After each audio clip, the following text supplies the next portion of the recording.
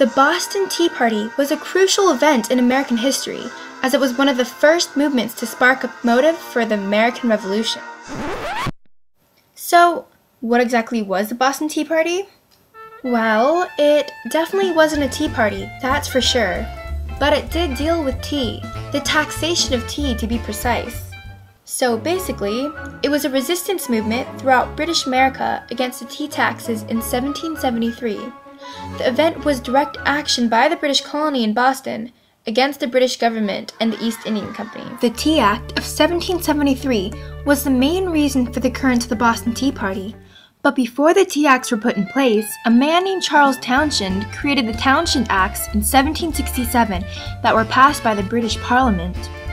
These acts were imposed on the colonies with 5 main laws, including the Revenue Act and the Indemnity Act.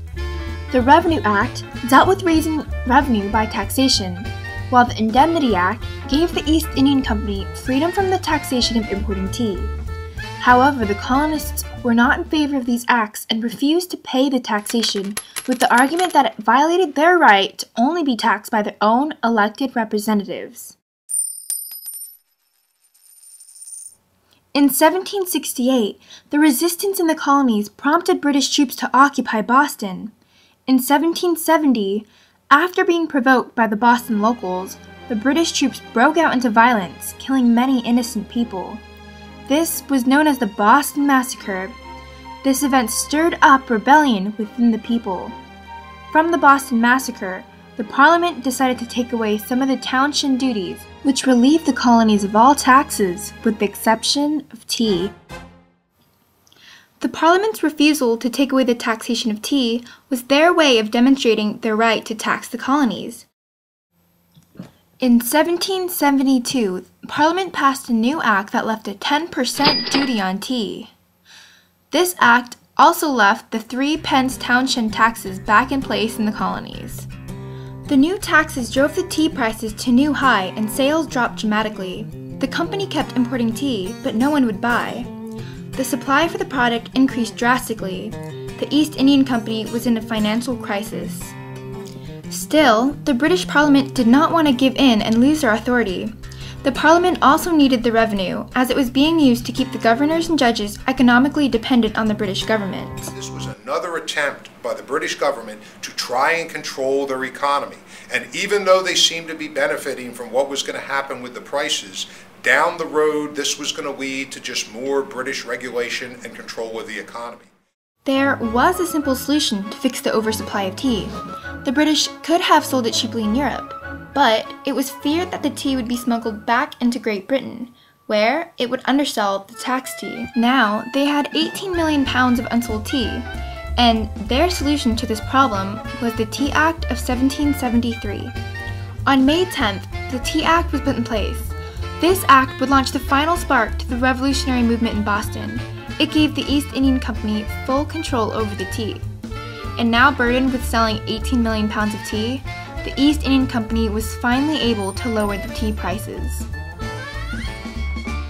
Wait, if the Tea Act was initially passed to please the colonists with cheaper tea, why were the people so rallied up? Why would you get upset when somebody's lowering the price of tea? But there was more to the Tea Act than just lowering the price. The Tea Act gave the East India Company a virtual monopoly on the sale of tea in the American colonies. And as a result, this undercut the business of the shopkeepers and the tea merchants who were making profit off of bringing tea into the country. On top of the tea prices undercutting the merchants, the tax on tea was never officially appealed.